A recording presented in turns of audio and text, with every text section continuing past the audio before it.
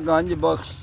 अच्छा दाता गंज बख्श अली हजवेरी रहमतुल्लाह अलैह। अच्छा दादा गंज बख्श फैज़े आलम मदरे नूरे खुदा नाखदां दे पीर कामल कामलां दे कामलां दे रहनुमा।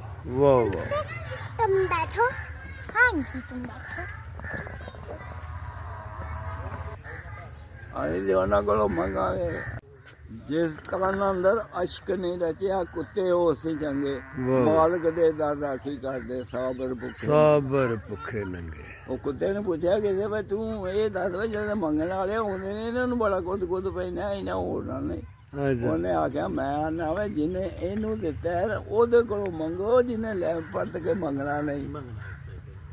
ਤੇ ਫਿਰ ਤੂੰ ਆ ਝਾੜੀਆਂ ਦੇ ਮੂਤਾਂ ਦਾ ਫਿਰਨਾ। ਉਹਨੇ ਆਖਿਆ ਮੈਨੇ ਦਿਲ ਦੇ ਛੱਕ ਕੇ ਕਿਤੇ ਹਜ਼ੂਰ ਦੀ ਇੱਥੋਂ ਦੇ ਤੇ ਸ਼ਰੀਫ ਨਾਲ ਲੰਘਿਆ ਹੋਵੇ ਤੇ ਮੈਂ ਬੇਅਦਬ बेअदबी ना हो जाए।